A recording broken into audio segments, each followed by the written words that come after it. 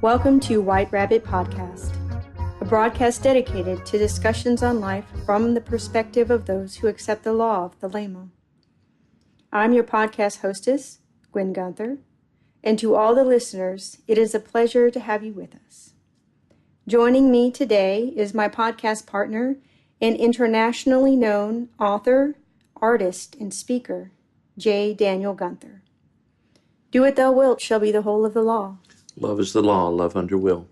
Thank you, Daniel, for joining me again today. I'm very glad to be here. Thank you.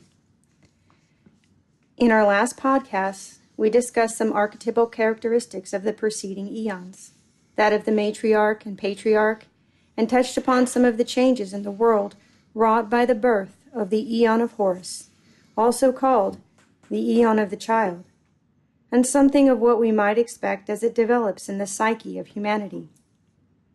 In this podcast, I would like to continue the discussion on Horus with some compiled historical information on his appearance in ancient Egypt, followed by a further discussion on his reemergence in the world in 1904 as the Lord of this Aeon. Okay, let's do that. To clarify our terms, I note that the word Horus does not appear in the Book of the Law. I understand that the word Horus is derived from the Greek form, while Hor is based on what was gleaned from Coptic, the last form of the Egyptian language. The pronunciation Hor is probably closer to what it sounded like in ancient Egyptian. I use the god name Horus as a convenience, but no distinction is intended by the use of the name Horus versus Hor. Well, that's right. When the name of the god appears in Coptic, pronounced as Hor, it was anciently connected with words meaning upper, high, and far off. His name appears in hieroglyphics connected with royalty at the very beginning of dynastic civilizations, say around 3000 BCE, the time of the unification of northern and southern Egypt.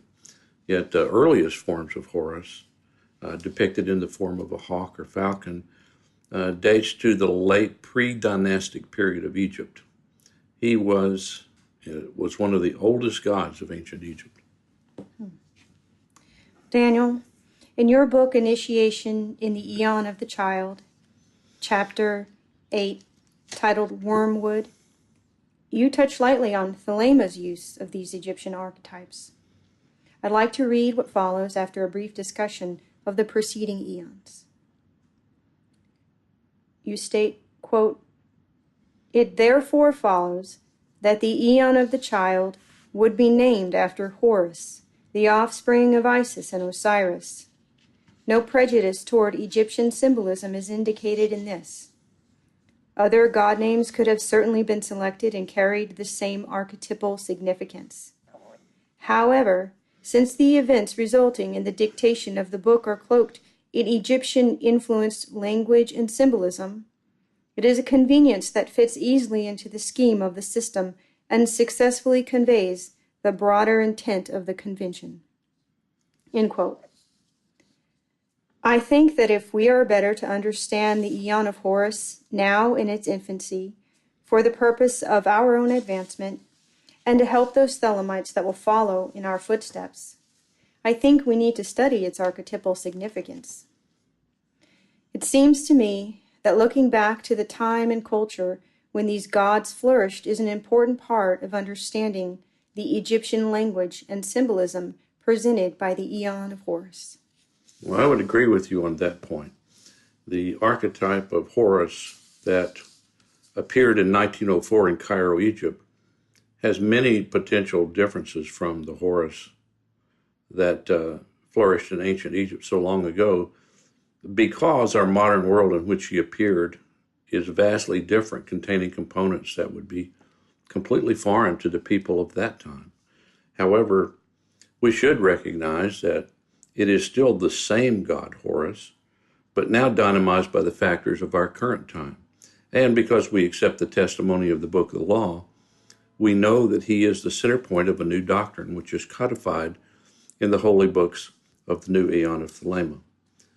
So since the Horus of the new time is the same Horus of the past eons, we can certainly ascertain a great deal of information about the potential impact of Horus in this new eon by studying the symbolism of that god historically.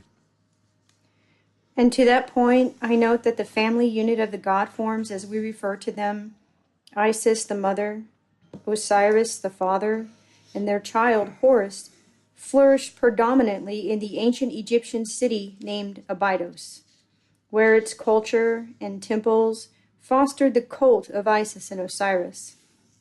These cults elaborated the myth of Osiris as the dying god and his regeneration through the power of Isis and their magically conceived child, Horus. In this myth, Horus is afforded the supernatural birth motif.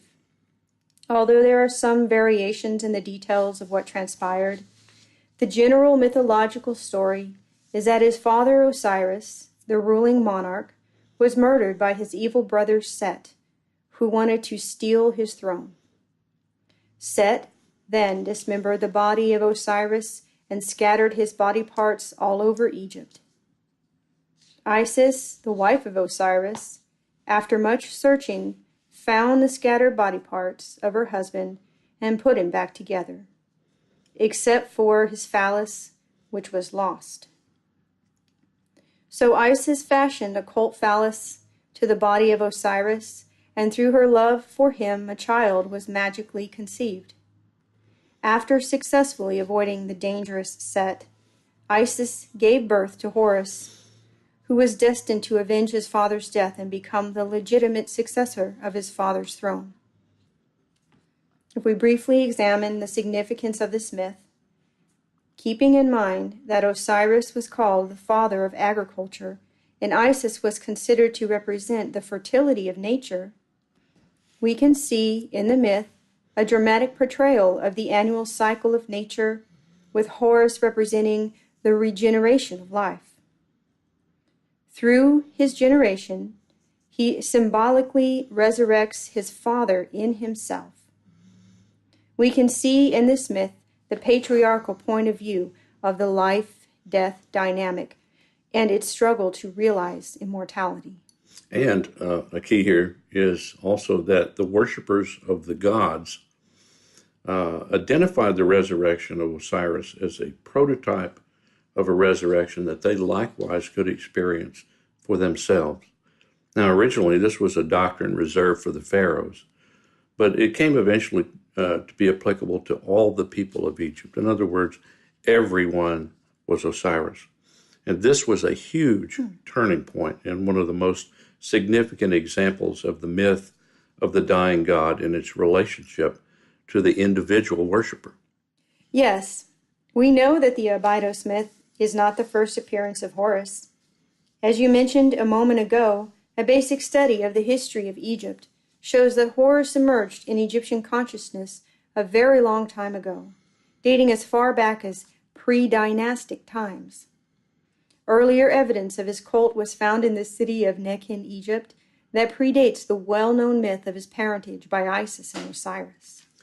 Nekhen is one of the most important and ancient sites in terms of archaeological and historical evidence of Horus. In ancient times, there had been a falcon-headed deity there named Nekene. Horus assimilated the characteristics of Nekene, and he made it his own by the early dynastic period. And he continued to be revered there all the way through the Greco-Roman period of Egypt. In fact, this is the city where the Narmer Palette was discovered, which contains some of the earliest forms of hieroglyphics as we know them today. It also has high-quality engravings in the general style found in most Egyptian art. This palette is dated to around 3,000 years before the Common Era by archaeologists. The palette of Narmer depicts the falcon god Horus assisting King Narmer in dispensing judgment upon his enemies. He is perched on the marsh flowers, holding a rope in the enemy's nose, while the king prepares to smite his foe. I thought this was unusual and interesting. The attitude and action in which he is depicted bears witness to the warring nature of Horus at a very early date in Egyptian history. At the top of the palette, on both sides, is a frontal-facing goddess, Bat, a celestial cow goddess, considered possibly to be a very early form of Hathor. Those who are not familiar with the Narmer Palette, but who wish to study Horus in his historical origin, should study this artifact. Although there are many variables in what we would term the theology of the Egyptian religion, it is generally thought that the pharaoh, while living, represented Horus, and as deceased, Osiris. So we can see the archetype of Horus embodied as a conqueror, manifesting the qualities of dominance and kingship upon the earth. Right. And it's worthwhile to mention also the city of Nekhen was called by the Greeks Heracleopolis, which means Hawk City. It was here that we see Horus called Heru-Ur, which literally means Horus the Great, although it's usually translated Horus the Elder. In this location, Hathor was usually considered to be the wife of Horus the Elder. These facts alone indicate to us the great age of this cult city of Horus, for they long predate the concept of Horus as the son of Isis. There is a magnificent temple of Horus dating to the Ptolemaic period that is found at the Temple of Edfu in Edfu, Egypt, built between 237 to 57 before the Common Era, during the reign of Cleopatra the Seventh. Even though this temple is quite late, Horus had a sanctuary there dating all the way back to the Pyramid Age. Although throughout Egyptian history, too, the various mythological relationships become conflated. It's pretty clear that Hathor was originally seen as the consort of Horus the Elder, or conversely, as his mother, prior to these traits being absorbed by Isis in the myths that are now so familiar to us. Despite the fact that Hathor had been associated with other gods at different times, I feel that her intimate identity with Horus is unique, if for no other reason than her name. Again, Hathor in Egyptian was pronounced something similar to Hut-Hor, which means house of Horus, and her origin is also thought to be pre-dynastic. Here, it's also worthwhile to mention that in the Book of the Law, her name appears as Ahathor, and that's a Coptic form of her name, hence the difference in pronunciation. Well, the hieroglyph of her name is written as follows. The falcon Horus inside the rectangular hieroglyph for the word house, with a much smaller box, usually at the top right or left corner, representing a door. There were also a great many festivals in her honor, as she was the goddess of music, love, beauty, and childbirth. Reflecting on the name Hut-Hor and the hieroglyphic symbol of this feminine archetype, I get the sense that the land or the house in which Horus resides would potentially manifest the qualities of love, joy, and beauty. What are your thoughts on this? Well, it certainly occurs to me that love is the law that was brought to the world in 1904. And of course, this love must be under will, an apt trait of Horus. And if we are likewise admonished in the Book of the Law to experience love, joy, and ecstasy. So in this symbolic way, the house of Horus, if you will, embodies those aspects, even as it did so long ago, encrypted in the hieroglyphic name of Hathor. Lastly, there is the image of Horus, sometimes depicted as a child seated on the lotus or inside the Urborg womb, or as the young emerging sun rising as Ra in heavens, indicating his power of eternal youth. To borrow a phrase from Angel in the Abyss, chapter 7, in this form as a child, quote, the Egyptians called him Hor-Pa-Kered, meaning Horus the Child. This is the form that the Greeks rendered Harpocrates, end quote. Some good examples of the images I'm referring to are also found in Angel in the Abyss, chapter 7. To the Egyptians, worship of the gods was an essential part of their daily existence, and perhaps the most striking religious difference between ancient Egypt and the modern West was their polytheistic attitude toward the divine, in contrast to the monotheistic heritage that defines the Judeo-Christian culture. On that difference alone, we can determine that there was great flexibility in their comprehension of the divine as manifest in all aspects of nature, including themselves as individuals. Absolutely. You know, to dismiss the ancient Egyptians as simple-minded pagans who blindly worshiped multifarious animal-headed gods is overly simplistic as well as condescending. The Egyptians saw all things as divine: the earth, the air, the water, the animals of the land, the birds in the sky. To the Egyptians, all things on earth mirrored the heavens, including themselves, of course. And they sought diligently to understand the divine, and they felt it necessary to represent it in all of its manifestations. Yet they comprehended that all of these components were pieces of a greater whole. All of the gods, therefore, to them were representative of the divine. In the time of Egyptian glory, the brightly painted temples and the surrounding countryside must have been a stunning sight, alluring and deeply moving. And looking at the small amount that remains from that era, I can't help but see in my mind's eye the gods of heaven bursting to life in vibrant color with force and fire. I feel the desire to rediscover their deep spiritual connection to the earth and sky, and to wake the old gods in my soul once again. Perhaps some of my listeners feel the same way. Not to go back to an antiquated point of view, but to experience new life in the fresh fire of the new Aeon of Horus. Yes, absolutely. I certainly feel the same way. Now, we need to make an important point here, and that's this. Thelema is not a resurrection of the ancient religion of the Egyptians. Thelema is a new and unique doctrine dynamized by ancient Egyptian factors, and they've taken on the garments of the new Aeon along with many of their ancient characteristics. Just as you say, new life in the fresh fire of the new Aeon. Speaking of the new Aeon, you have noted that the mysteries of Horus are averse, and that we might expect new archetypal manifestations of Horus. Yeah, that's right. That is to say, we should expect an advanced comprehension and expression of mankind's interaction with the divine, or what we call the formulae of initiation introduced by the change in eons. Yes, I think we're actually seeing that in action now. When Crowley first introduced the law of Thelema to the world, it really came as a serious shock to a great many people, and he often experienced a hostile backlash. And one seldom mentioned aspect of the averse archetype is that it literally turned some religions and their ideas on their head. And to the diehard believers of the old Aeon, that was met at times with outright hostility.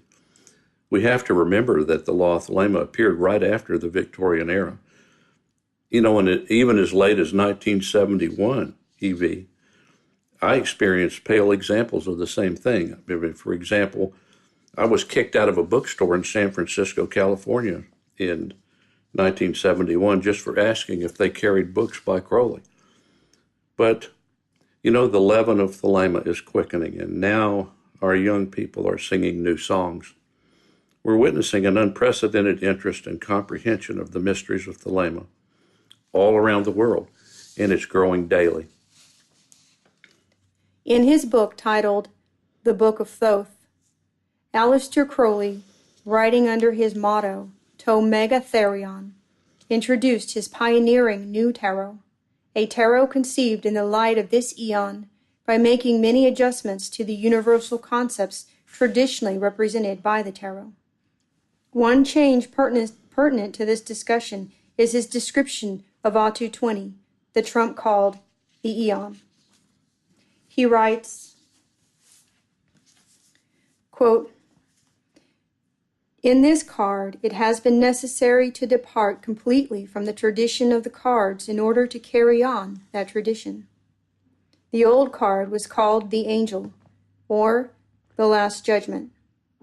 and represented an angel or messenger blowing a trumpet, attached to which was a flag bearing the symbol of the Aeon of Osiris. Below him the graves were opening, the dead rising up. There were 3 of them. The central one had his hands raised with right angles at the elbows and shoulders, so as to form the letter Shin, which refers to fire. The card, therefore, represented the destruction of the world by fire. This was accomplished in the year of the vulgar era, 1904, when the fiery god Horus took the place of the airy god Osiris in the east as Hierophant. See Atu 5.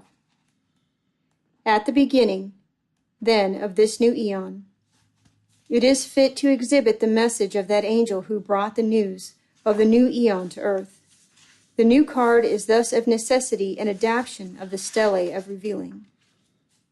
Around the top of the card is the body of Nuit, the star goddess, who is the category of unlimited possibility. Her mate is Hadit, the ubiquitous point of view, the only philosophically tenable conception of reality.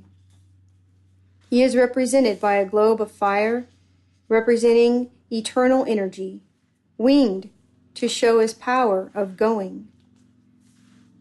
As a result of the marriage of these 2, the child Horus is born. End quote. This is a point that you have made as well in both initiation in the Aeon of the Child and Angel in the Abyss, and we have discussed it numerous times. But I think a question many may have is, how did that happen? Or why should that be so? Why should what be so? That Horus is now the child of Nuit and Hadit, as opposed to his parentage by Isis and Osiris. Well, that came about because of the evolution of mankind. We no longer now see God as outside and beyond ourselves. We know that the Cobs is in the Ku, not the Ku in the Cobs. And because of that fundamental change, our spiritual perspective has changed enormously in so many aspects, one of which is that in the old Aeon, in the Aeon of the Father, people were, they had a geocentric point of view. They identified with the earth and they looked upon the sun and stars outside of themselves as emblems of the deity. In the new Aeon, we are solar-centric. We no longer look upon the sun and adore it, but we are that sun. We are, because our sun is a star. Each of us, of course, are stars. And so we no longer stand on the earth and look above and beyond ourselves. We are the sun itself. We are that star. And being that star, we do not have the benefit of external light to guide us, but we have to be our own light into our feet, lamps unto our own path. And the sun is eternally in darkness. It has only its own light to guide it. And that's a really, really important point for practitioners of Thelema to understand, that we are stars, unique in the body of heaven, and we are our own light. There's also another description of Hadit and Nuit. That's called mathematical concepts. They're referred to as mathematical concepts. Yeah, Crowley called because he was talking about the 0 and the 1. Nuit having no definition, no boundaries, is everywhere. And Hadit is mathematically a manifestation of one point in those millions and trillions of infinite possibilities. And so it is a mathematical concept. It's a mathematical concept of formulating the one within a 0 that is boundless. I see. And this is the interaction between Hadit and Nuit, or technically Had and Nuit. I see. Or Hadit and Nut. I see. But that's a topic for a whole nother podcast. Yes, it is, indeed. Well, Daniel, you have been a student and teacher of Thelema and Western esotericism, generally speaking, for a very long time now. About 45 years. And throughout your study of various branches and interests that this field comprises, there's one topic that is near and dear to your heart, and that is the study of Egyptology. Yeah, that's right. The reason why I brought this up is because I wanted to talk about a project that you're working on. Okay. What's that project? Well, I'm translating another edition of the Egyptian Book of the Dead, papyrus that's in the British Museum. It's the papyrus of a man named Horus Nefer. And it dates to the 19th dynasty, so it was of the same age and period as the very famous papyrus of Ani. The papyrus of Horus Nefer has got beautiful vignettes. It's probably second only to Ani in its beauty. And it's never seen a modern English translation. Budge did a partial translation in the late 1800s. But we felt it was time to produce a modern translation using the tools of modern Egyptology, and also to print the beautiful plates in the same way that was done with the papyrus of Ani in full color, so that it's intended to be a book to serve both the lay reader as well as scholars by presenting all the plates in full color, perhaps in a fold out. That's not been fully determined yet, but I'll be completing a translation of that papyrus along with the commentary, and it's slated for publication probably sometime next year. The tentative title of the book is The Book of the Beautiful Day, the Papyrus of Horus Nefer.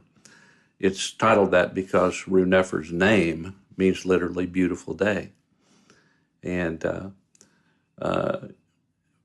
his name will be uttered upon the earth, making him live? Is that the general point of view of the Egyptians? Yeah, they believed that if your name was uttered upon the earth, you would live forever. And so it is, as I mentioned in the 20th anniversary edition of Ani introduction, all of these named papyruses that we have, it indeed puts a smile on my face, because when we utter these ancient names, the dreams of those ancient people came to pass. They have indeed lived forever. Well, thank you, Daniel, for joining me on this podcast. Thank you for having me. I enjoyed it. Thank you for being my partner in this podcast. Oh, thank you, Gwen. Well, in the spirit of progress, I would like to leave you with a thought from Angel in the Abyss, chapter 7.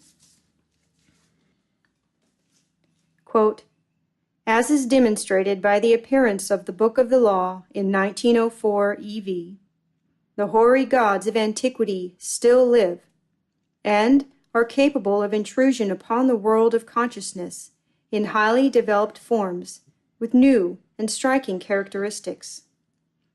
Thus, the Hor of which we speak is still the Hor who reigned in Egypt so long ago, although his current form demonstrates conscious elaborations that would be quite foreign to the ancient peoples of the Nile. Yet, they speak directly to our conscious development as it is unfolding today. End quote. Well, that concludes this podcast. Thank you, everyone, for joining me. Until next time.